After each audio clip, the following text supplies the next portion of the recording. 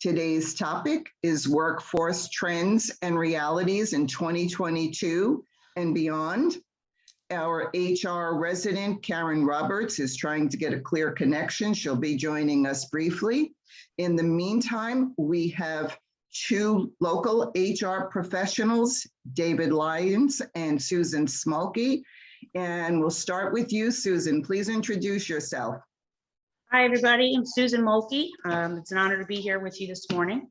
I have, we'll just say 20 plus years of experience with human resources as a generalist, as well as talent acquisition. And really talent acquisition is my specialty. I've been in leadership roles in both talent acquisition as well as human resources for some major companies down here in South Florida.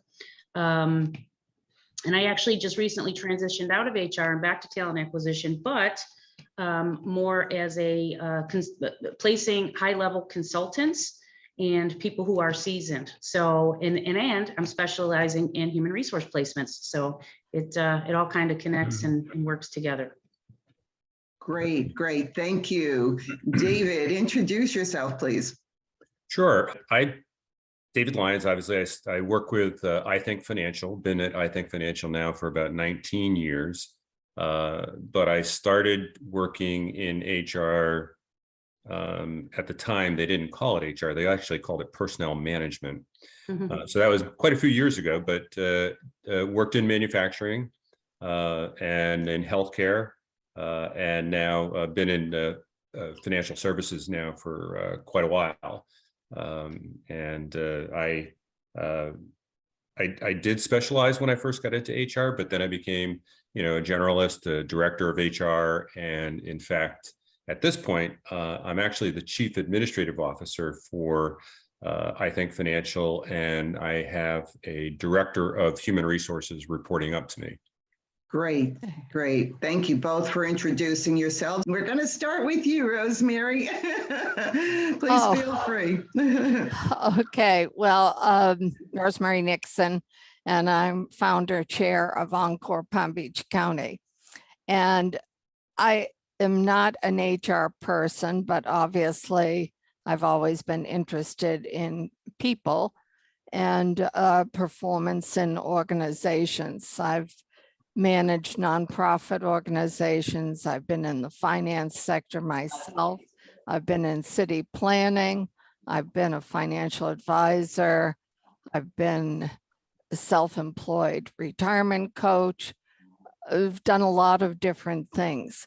The world we're in today, I find fascinating with regard to human resources, particularly from the point of view that how can we help people, mature workers, get back into the workforce? I don't think that there's a lot of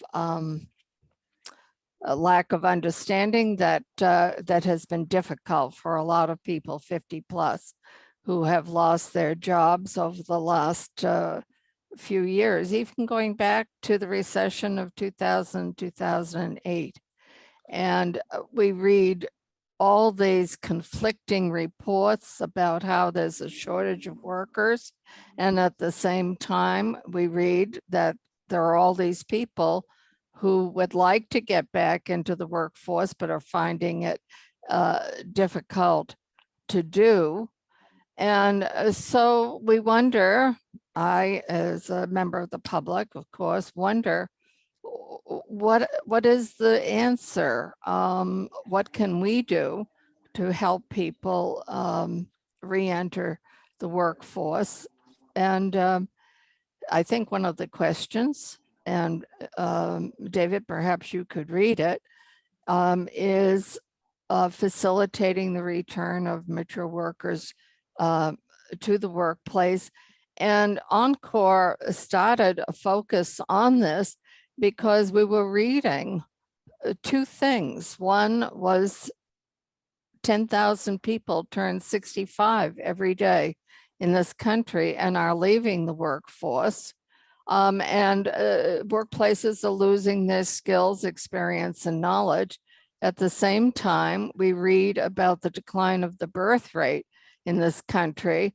And to put it simply, we're not producing a lot of young people to be eventual workers. So I just, as a person out here looking at all this, find it very confusing. Can you guys help clarify? Yeah, perhaps. I think that's what we're here for today. The first question, I think, addresses what you're getting at, Rosemary. It's the state of mature applicants today are experienced workers who left the workforce during the pandemic. Are they returning? I don't know that it's necessarily related to pandemic as much as it's related to the unemployment rate. I do see retirees applying for jobs, and largely because they're bored, they need the extra money, and they're looking for part-time and some flexibility. I did go back over the past 4 years just to look at our average hiring age, and it seems to be getting younger, not older. If I go back to 2019, the average age of the person that we hired was 40 years old. In 2022, the average age is 33. So it's continued to go down. And I don't know that that's a reflection of, I don't think that we're doing anything differently. I think it's a reflection of the applicants that we're getting for the positions that we have available. And it's probably because a lot of the positions that we have available are entry-level positions. We tend to do a lot of promotion from within. So, the entry-level jobs are the ones that I think that the younger folks are best suited for. And just kind of as a sidebar, thank you for trying. Looking at the demographics of our company, the average age of all the employees is 44, and about 12.7% are over 60 years old. So we haven't really, I don't think, done anything differently. I think that the market is different.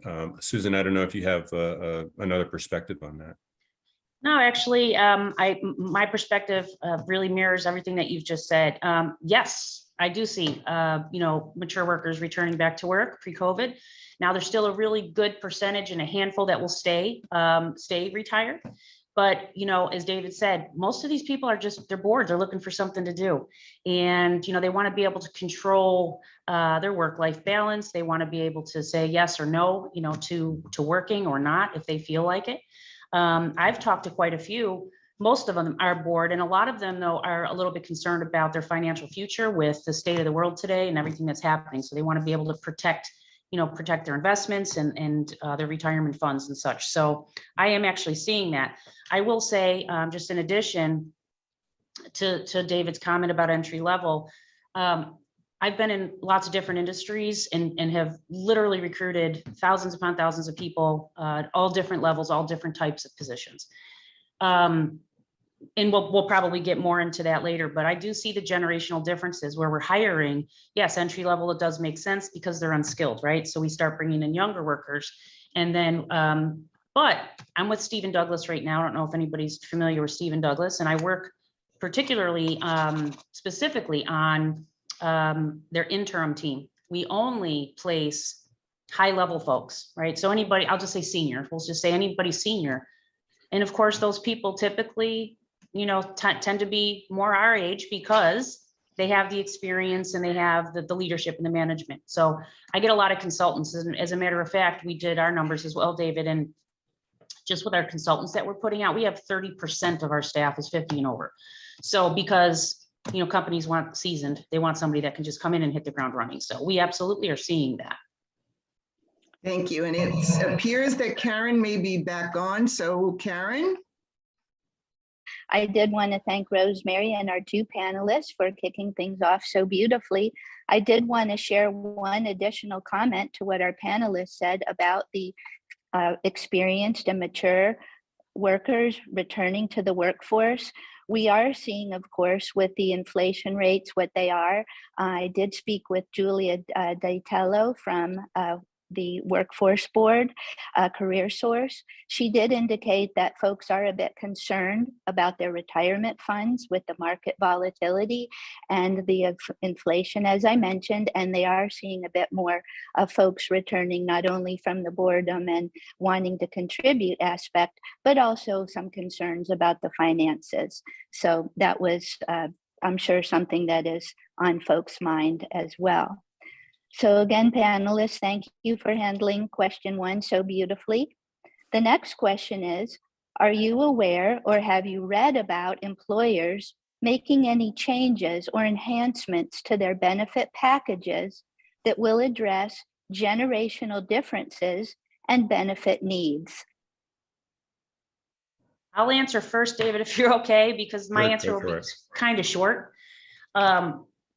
So far, in all honesty, and I wish it were a little bit different, I haven't seen many companies organizing around general differences for, for benefits. Now, what I can say, that they're not necessarily thinking about it today, but the benefits, I think what most companies that I know that all the companies that I've been with, it's more about cost. How much are these benefits packages, going to cost us? And how much is it going to cost the employers or employees?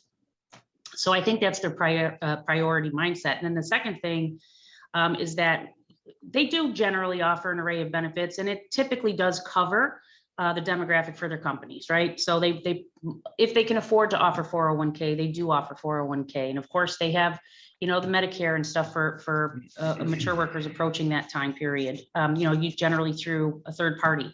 But I'm not seeing anything super special. I haven't, also they have like an educational component to that.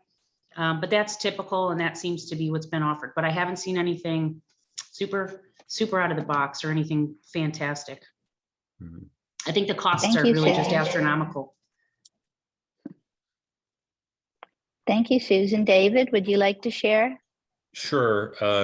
I would agree with Susan that I don't see benefits being tailored for any particular generation, but we offer a broad spectrum of benefits. I mean, very, very broad, and probably the largest and most expensive one is the medical plan. And I think it's a little bit unusual, but but we cover like 80% of the cost of both single and family plans. So that's where most of the money is. But one of the things that I am finding, and is that a lot of the younger workers are opting out of the medical plan, and of course we make them show us that they have some other medical care coverage. But I think that part of that is related to the law in Florida that allows children to stay on their parents' medical plan up to age 30. So I think that makes a difference. And then we do offer a small incentive for people who don't want the medical plan.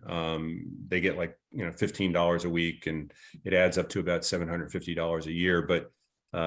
But there isn't, I say it's a broad spectrum of benefits that I think covers a lot of the needs or interests of all employees, but it's not particular to a generation, no. Well, thank you. And yes, that law about covering the dependents, whether they live with a parent or not, up into that age is very helpful. Sometimes folks don't realize, employers, that if someone 65 plus is on Medicare, or a Medicare Advantage plan, they may not need the employer benefits, which many times employers believe that hiring older workers is going to be expensive from a benefit perspective, because the thought is that they'll have more medical issues or concerns. So that might be something for employers to keep in mind. And I have been reading some things about putting benefits in place that would impact generations. Obviously, younger people are concerned about student loans and loan debt from school. And then, as parents, they have issues. And then as more mature workers, there's some other concerns closer to retirement, et cetera. So there could be some work there. As you said, David and Susan, a lot of money is being spent on these benefits and perhaps doing a bit more tailoring to ensure that their money is being spent as efficiently as possible to help the greatest number of folks in the workplace might be something to do. So thank you for sharing that. Yeah, Our next Karen, question. Yes, please, David. well, I was just going to add that when you mentioned student loan debt, that just reminded me is that a few years ago, we did implement a student loan forgiveness program that employees can take advantage of. So I guess that's a generational thing, perhaps. Oh.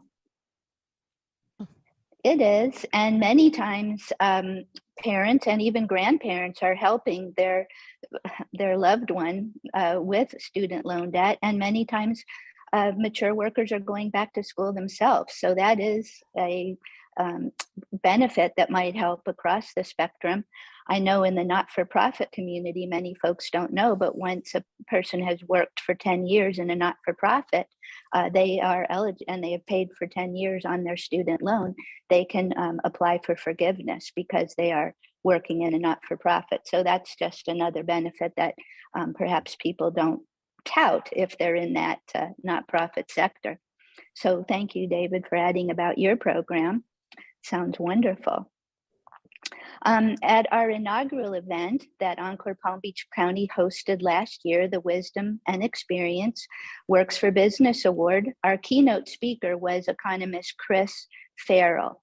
And he made some very intriguing and inspirational remarks that intergenerational conflict is not as much of a reality as some think. Are you seeing organizations leverage generations for enhanced productivity, or are you seeing any indication of conflict amongst the generations? And Susan, would you like to start? Yeah, sure. This was a really interesting question for me. I think companies do leverage. I absolutely do think they leverage, for knowledge, education, practical experience, creative endeavors, things like that. It feels organic to me, less than designed, right? So for me, it does. It feels more organic, and I'll give you an example of that. If you're hiring a social media manager, okay, that's generally going to be somebody, a millennial, right?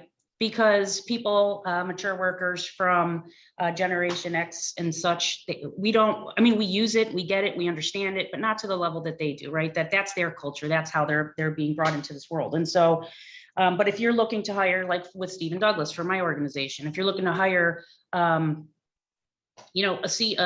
senior controller for an interim type project, we're certainly going to be, hiring somebody, who's got that experience, someone more Gen X for that. So I do think it happens. I do think it's organic. And the other thing to think is interesting is that companies might tend to shy away from that a little bit because we're trained and we're taught and told over and over and over again that we cannot discriminate against age, right? So we get nervous, we get scared. Whoa, we can't do that, right? But it does happen. It's an organic thing to me, and anyway, things that I have seen. Thank you. David. Sure. Well, I'd have to agree with your speaker last year, Chris Farrell. I don't see conflict on the job between generations. I mean, if anything, there might be some cultural differences that run into conflict more than, I'll say, age related differences, generational differences.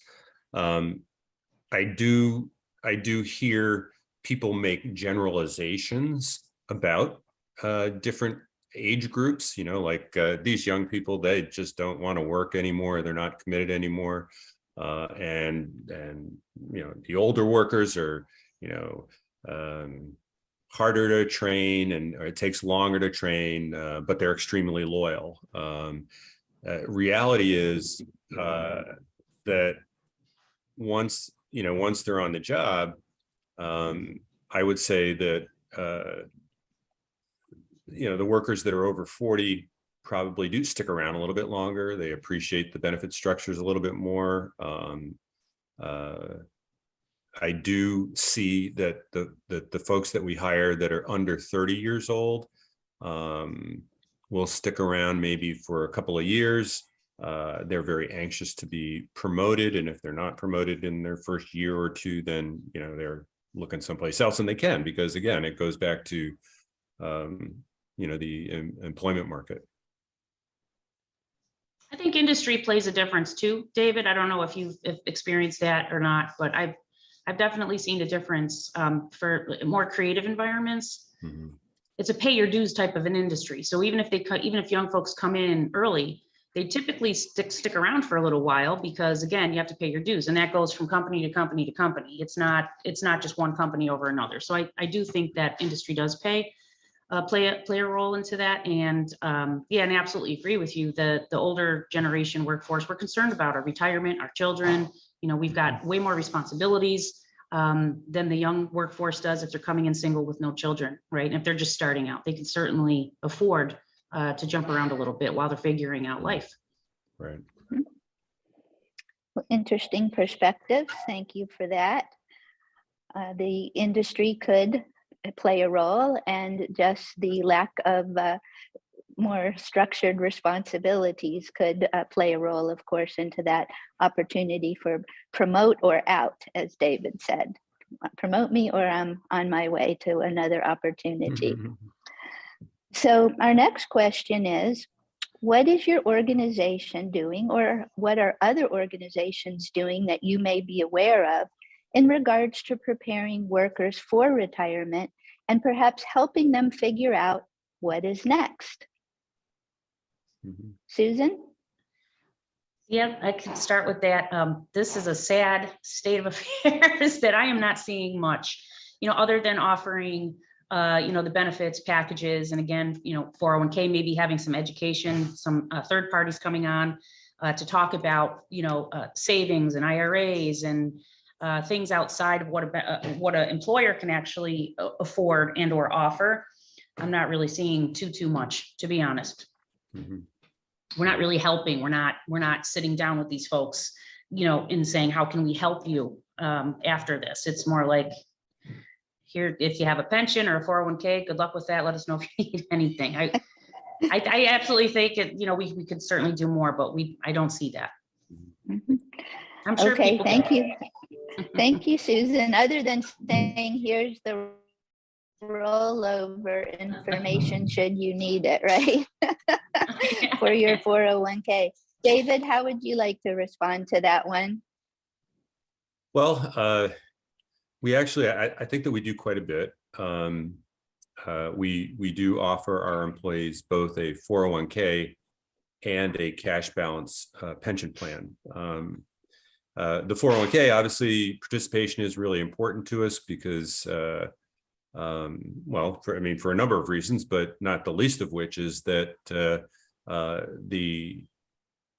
you want the average contribution for the non-highly compensated employees to at least be at a point where the highly compensated employees can maximize their 401k contributions as well. So we do a lot of education, and we have about 96% of our employees are enrolled in the 401k. We do put I say impose, they can always opt out, but we do an automatic enrollment when they get hired. And we increase that by 1% each year up to a maximum of 5%. I know that there's some legislation out there proposed to make that a little bit more structured for everybody. But we hold at least quarterly webinars for employees so that they can be educated on the tools and the investment options that they have available. And I guess this is probably unique to our industry as well, being in financial services. We have financial advisors on staff for our members, but also for our employees to help them understand and plan for retirement. So on a regular basis, we will hold public like Social Security seminars and things like that, so that people can understand, what that process is. Let's see.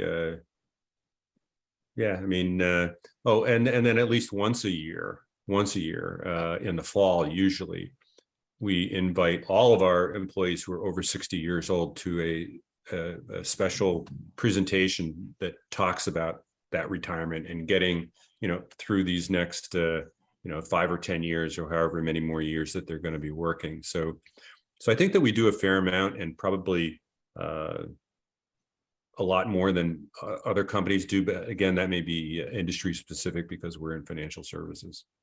So David, the next question though is, are you hiring? Well, we basically, we always have positions open. Yeah, right. No, that's great. That's Wonderful. great that you do so much. Yes, and I think what's congratulations and kudos on that percentage participation in the 401k. And we'll just take a moment to remind folks, which I'm sure some of our folks in the chat have already mentioned, that we also want to think as employers about preparing our folks psychologically and mentally for retirement. I know that's one of the missions of Encore, Palm Beach County, whether that be to move on to another opportunity for pay, for volunteer, to start their own business, whatever that next step may be. And our very own Christine has a wonderful program that she's put together to help people figure out what's next. So that's something you could find a bit more about. And that's something that individuals can be encouraged to seek out on their own. It doesn't have to be employer provided. But many people may wake up, the day after retirement and the party was lovely, and okay, what do we do next? And that's one of the missions of our organization. So thank you for sharing what you all do. And again, it is a partnership jointly between the employee and the employer to ensure folks are ready to take that next leap and that next Encore career, as they say, after they leave your organization. So our next question is, speaking of a bit about volunteering, what are you seeing around corporate social responsibility and volunteerism as not only a way to increase employee engagement, but also, again, perhaps to get people thinking about mentorship or what is next for them after retirement? So any thoughts around corporate social responsibility and volunteerism? You can go ahead, David. Sure, yeah. Well, Karen, I think that you're a little bit familiar with our organization, so but I'll share that we are a not-for-profit. We are not a nonprofit, but we are a not-for-profit, and as a not-for-profit, we're owned basically by the members of that come in and want to get loans and be part of our credit union, actually. And so we're very community focused, and it's through community involvement that we've, I think, been able to create a brand awareness, a reputation, as well as employee engagement. So there's a number of things that we do. I mentioned before that we had a student loan forgiveness program. So, for example, if employees participate in one of our community events each month, then each month that they get $100 towards that goes actually directly to their loan provider to pay off their student debt. In all, and we're not just in Florida, we're up in Georgia as well. We participate in over 100 community events every month.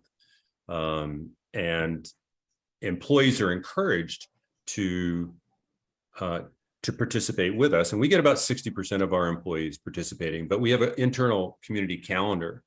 So employees can simply go on that calendar and they can say, hey, there's a group in my community that I want to sponsor and they do this community event and I'm going to be involved. And then we would sponsor that. We'd either put some money to it or, we'd have other employees go out and work that event. And it's been extremely valuable. We get employees that say, I'm proud to work for a company that is so involved in the community. So I think it's very engaging.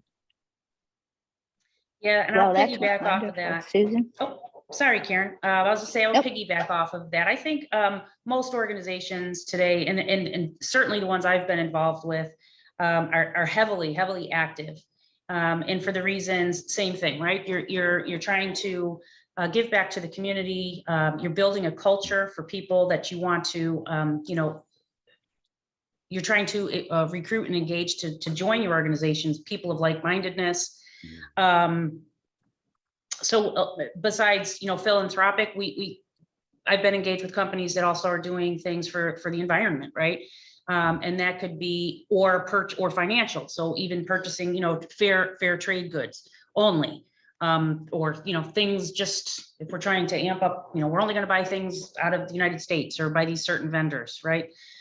So I've seen all of that, and it's really important. And then I'll stress that I'm seeing it even more and more and more, because as we are talking to the younger generations, that's a big question for them. That's part of who they are. That's a cultural aspect that's incredibly important to them. How are we giving back? How are we handling, the world today? How are we handling, our economy? They just seem to be more involved for sure. So we are absolutely looking into that, and everything from Susan G. Komen, runs to Habitat for Humanity to the Salvation Army, underprivileged children, cancer. We've done it all. So it's a great thing that continues to happen and grow. Well, that's wonderful, both of you. You're to be commended for that level of commitment to this.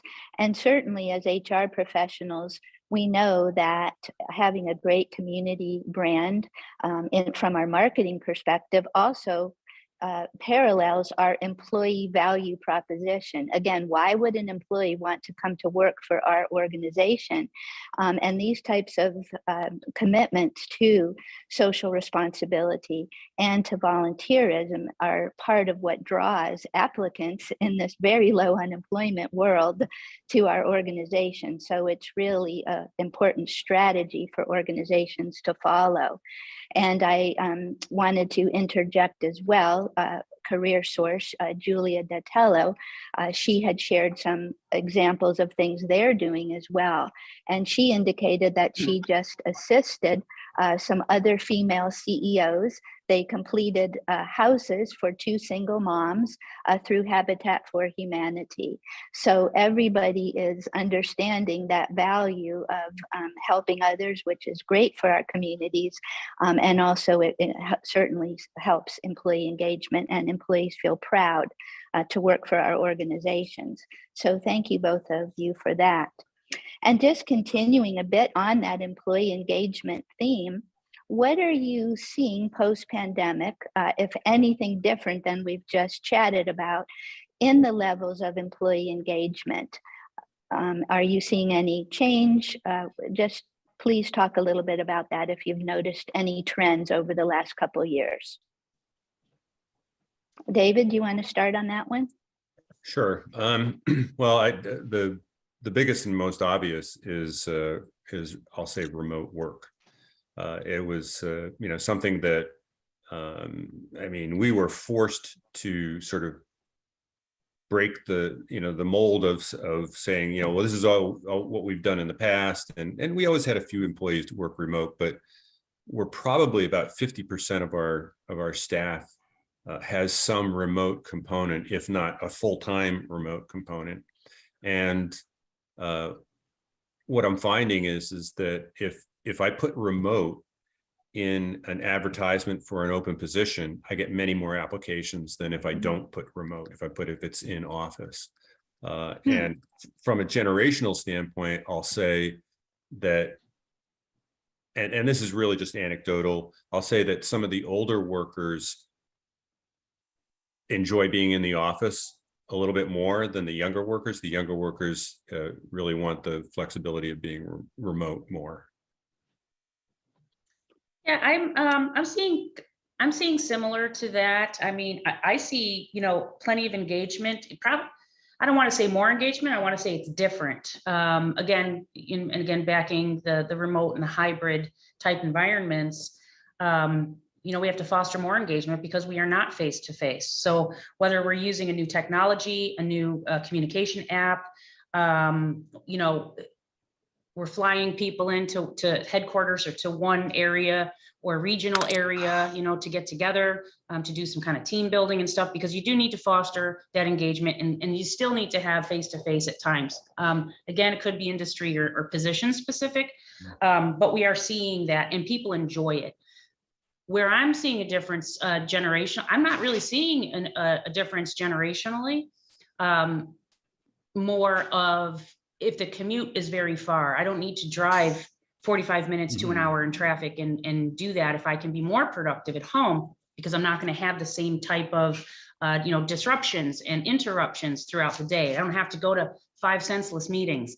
All I have to do is send an email or jump on Slack, and we can kind of text it out, types of things. So I am seeing that, and also people are more concerned with performing, because now IT can certainly, I don't want to say, spy, but I mean, they're absolutely being able to monitor some of the work that's happening, right? They can monitor when people are signing on, when they're signing off. There's a constant, engagement that has to happen because we need to be in front of you. So things like that. So I am actually seeing people engaged a little bit more because they need to be. They need to be. Well, thank you both. And definitely that driving commute, the amount of traffic, et cetera, does play into roles as to why someone may or may not apply for something, depending on how far of a drive they may have to have, particularly after the ability to work from home. The last couple of years has been a boon for staying out of traffic. So I do know that that commute issue is still a big one. So thank you for mentioning what you're seeing in that regard. Our next question has to do with the focus on diversity, equity, and inclusion. We know that that is very important. It's something that is on the top of mind of HR professionals everywhere these days. Are you seeing a focus on age as a dimension of diversity? Of course, it is one, but if we had to rank it, are we seeing it bubbling up, or are we just seeing it being equal, or what trends are you seeing as it refers to age as an element of diversity? Mm-hmm. And Susan, do you want to start on that one? Yeah, again, I've commented on this earlier as a recruiter, okay? As a recruiter, I'm not wearing my HR hat now, I'm wearing a recruiter's hat, talent acquisition. We're trained to not think about age ever, okay? We're looking at skill set, that's it, doesn't matter how old you are, right? And again, that's where the organic nature of this comes in. If somebody is a graphic artist, they're gonna tend to be younger using new technologies, if you will.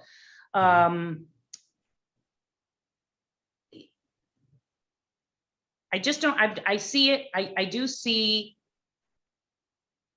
times where the generational hires are unavoidable. And again, like I said earlier, if you're looking for a high-level consultant to hit the ground running, well, somebody entry level is just not going to have that kind of experience, right? They're just not there in their career. So I do see it. And again, it's a little bit more of an organic thing, but we do leverage it. We absolutely 100% leverage those skills and that knowledge base. Or something different that I might not have today. Technology, for instance, we use technology. I'm not the greatest at it, but I would leverage absolutely somebody who's probably younger than I am and much more adept with technology, but we see it. Mm-hmm. Thank you, David. Yes, Karen. So about 3 years ago, I went to senior management and I said, well, we need a DEI program. And their response to me was, why? We treat everybody equally.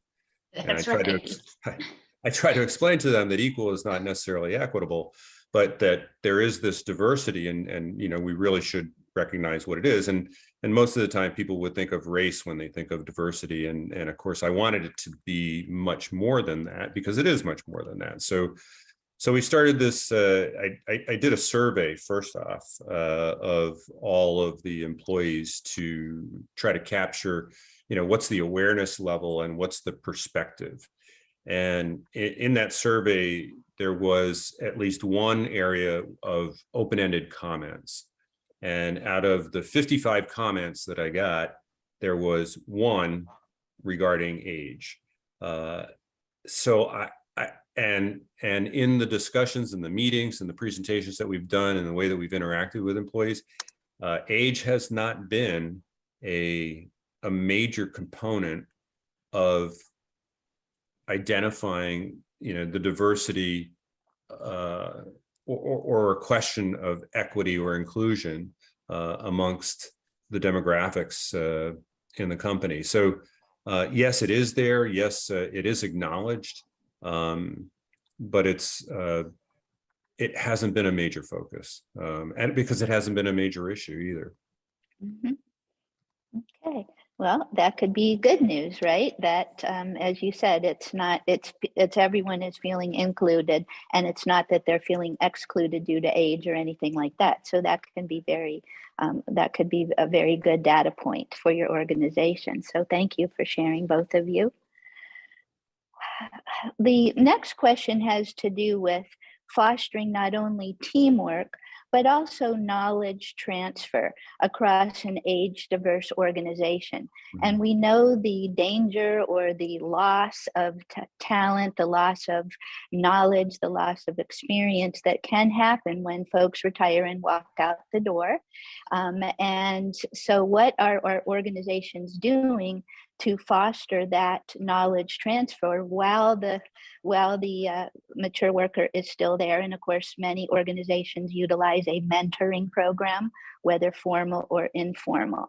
So what could you two share that you've either seen or you feel is the best way to encourage not only teamwork, but the knowledge transfer? David, would you like to start? Sure, of course. So for us, I guess I would put it in category of employee retention. And yes, you're going to have, people retiring, or you're going to have people changing jobs. So it's really just about, retaining, identifying, number one, your high performers, and then targeting at least those folks to make sure that you're hanging on to them. So we do have what we call a talent matrix. So we try to we get the managers to identify where a person is in terms of their talent potential in any particular position. And that for us helps determine what sort of training or counseling that we might give that employee going forward. Again, I said that we promote a lot from within, and we've been very, very successful with it. Every position, virtually every position, 99% of the positions that are open are posted internally first to employees. And so that creates a great opportunity to have a person go from, I'm hiring people on the teller line with bachelor's degrees because they look at the organization, they say, well, hey, I can get promoted. I know that there's opportunity here in advance. And I want to say that our average length of employment is like 10 years, I think, a little bit more than 10 years. And I think that that's a pretty good stat comparatively. But I would say that just, from a sort of an everyday standpoint, some of the things that really work well is when you're bringing on new staff is to have them work with older staff to help train and develop them, have them work on projects together. I'll say too that participating in community events together is an excellent way to engage people across generations and different talent levels, so that when they come back into the workplace,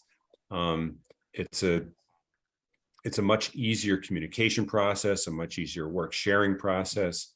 So those are some of the things that we do. And I think that they work really well. Yeah, and Well, thank you. I'll Go agree ahead, with that. Susan. I was gonna say, I agree with that, David. It is more about retention, I think, for organization, so that, you know, your turnover rate is try to be as low as possible, because we know how expensive that also gets. Yeah. And we do the same types of things. Yes, you have to identify your high performers. And we do something, I personally, I develop an onboarding, you know, program for every company that I'm with. And I always build in a buddy program. I think that's, David, kind of what you were talking about, have them, you know, be with different workers and such. A buddy program is a great way. You know, you can get different generations together, because if you're going to be, you know, showing the younger generation the ropes, who's going to show them the ropes? But, you know, the more mature workers, right? And then they can learn from each other. And that kind of ties into mentoring, not only down, but mentoring up, right? So you can have a mentor and a mentee of different age, different generational ages, and they can really help each other out. Like, and I wasn't kidding about, you know, the technology piece or even social media pieces. Those are things that are part of our world today that admittedly, you know, we use them, but maybe we don't know them well enough to be super effective like a younger generation might. So those are examples of things we've done. Also, yeah, agree with the team building. And that could be professional, that can be, you know, the philanthropic, it could be volunteerism, it could be any of those types of things. And of course, you know, developing those succession plans, career tracks, to David's point about, you know, being able to promote people, and especially as they grow, and especially as they grow, not only in age, but in skill set. So we are actually seeing that. As a matter of fact, in my last organization, or last couple organizations, when we did our annual performance reviews and we set them for the next year, that was a big question that we asked every single person. What do you want to do? What do you want to see? What do you want to learn? And we would build in a KPI of 20% that they would have to do some stretch engagements, some stretch assignments. So potentially working with another team, you know, to learn something else. So in David's case, it could be, I don't know, a teller, they want to be in loan, maybe commercial loans or something like that, then great. Then they would pair them up with somebody more skilled and qualified in that team to learn about that, maybe be engaged in a project. But then they'd have to actually come back and tell us what they learned. They'd have to show us what they've learned, and whether that's a group assignment or a presentation or putting that to use. But we did that. Excellent ideas, both of you. These are wonderful things if anyone is contemplating nominating their organization for the Wisdom and Experience Works for Business Award. Both what David and Susan said are just some fine examples of the types of things that do show an organization valuing mature workers, and also showing the commitment to engagement through the internal promotional opportunities, et cetera. So everything that you said, I say kudos and congrats to both of you on those responses. I'm just going to add one brief comment about this question. And then in looking at the time, I see that we have one question left and we're getting close to the end of the time. So I think I'll pass on our last question, but I just want to make one last comment on this one and then see if we have any questions from our folks on the line. But one thing I just came across that I had not heard of before, and this was brought to my attention through the SHRM Learning System, Society for Human Resource Management, the certification program, is something called a knowledge cafe. And what it is, it's a facilitated session for about an hour and a half, where folks can come together. They don't have to be invited per se, meaning it's not, you know, it's open to who feels that they can make a contribution. It's an opportunity and a space for folks to enhance problem solving, enhance awareness of capabilities across the organization. Sometimes we don't realize some hidden capabilities that our folks have. It's also a way to enhance networking and knowledge transfer opportunity. So if you haven't heard of it, just Google Knowledge Cafe. I just did that this morning and found it to be a fascinating concept. So I think what I'll do here is stop, thank our panelists immensely, and turn it over to you, Christine, to see if anybody from the audience has any questions. And I, again, have enjoyed this immensely, and I want to thank our two panelists. So Christine, take it away. Okay, great. Thank you, Karen. Thank you, Susan and David. That was great information. Very valuable, I'm sure, to everyone on the line. Does anyone have any questions? Please feel free to put it in the chat or unmute yourself. Go right ahead, Mark. I'll unmute myself. I'm curious when you said the fact that people who are retired returning back to looking for jobs, are they returning back to the same industry and career paths they left, or are they wanting to do something new?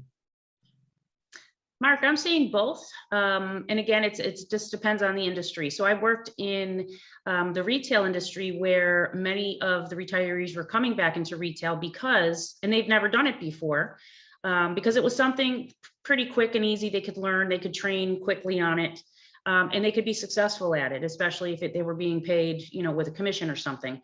And they could control their hours a little bit more and their work-life balance. So I have seen a little bit of an industry switch, and just kind of depending on what it is. But for the most part, like where I am today, they're staying within the same industry. And as a matter of fact, we want them because we need their expertise. We need, their knowledge base that they've acquired over the years. So I'm actually seeing a good, healthy mix of both of that. I would agree with that, Susan. Folks come back and they've got some knowledge about a particular area. So I'm not really seeing people go into completely different industries, completely different jobs. They usually have some sort of background. And maybe that's one of the reasons that they're even interested. I don't know. Does that answer your question, Mark? Yeah, I mean, it's interesting. We know that a lot of people retired during the pandemic because they didn't want to go into an office. And it's been difficult to try and get is what's happened to these people. We've heard that anecdotally they're returning to the workforce, but it's like I've queried a whole bunch of job clubs across the country, and so many have gone out of business or have incredibly low participation rate. Where did all these people go? Are they back at work? Are they retired? Where are they? And I don't know. I think it depends on their motivation as well, right, Mark? If they're motivated by money, then they're probably going to stick with the industry that they know. If it's more of a boredom and I need something to do, they might, and maybe they don't want to go back into the stress and the political issues that they have at their job. Maybe they just want to just leave the house for a couple hours a day, and so they would do something a little bit more, mundane, retail, for instance. So I think it just depends on what the motivation is. Good but they're point. back. They're back. Yes. Thank you. Thank you, Mark. Rosemary? Yes, I thank you. I just want to make a comment and a question. I had to chuckle about the work from home issue. Back in 1970, I applied for a job that was 50 miles from where I lived in New England. And I almost didn't get the job because people wondered whether a woman could handle a commute of 50 miles each way every day in snow, sleet, and freezing rain. I got the job and I did it, that commute, for the next 18 years. Would have loved to have been able to work from home. But I would like to ask a question about the social responsibility as it relates to people pre-retirement, people that at some point will be leaving the organization, and helping them to make a transition. Organizations such as yours, David, sponsor many community events, and that's great.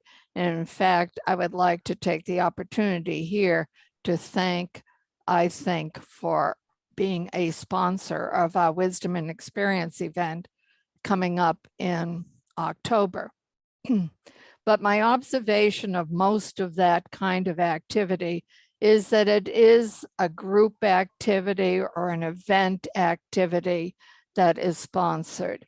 And I just wonder how much effort is there to support the individual employee to get involved as a volunteer in various organizations that meet their particular interests and needs, as apart from being a part of a group effort. That can be a very valuable transition tool for people entering retirement. In fact, the Center for Longevity has shown that there is a marked decline in our society of people volunteering in their pre-retirement years. And that research has shown that people who begin as volunteers while they're working tend to be volunteers after they retire. So I was just wondering, has there been some thinking about that? And on the other side, whether there is anything going on in terms of businesses loaning employees to, say, nonprofits to help them with projects as part of a transition to retirement. I manage 2 nonprofits in Hartford, Connecticut, and the local corporations loaned us executives all the time to help with problems. Do you see any of this going on? Mhm. Well, we, I agree with you that the sort of this psychological transition for somebody entering into retirement is there's definitely a need there. It is not something that we formally address other than through financial planning. But what we do try to foster is the notion that community involvement and volunteering is the right thing to do. It's how we want the community and our employees to see us, and we certainly hope that that helps to create a mindset for those employees at every age, at every generation level. Again, we do offer employees, and they take advantage of it.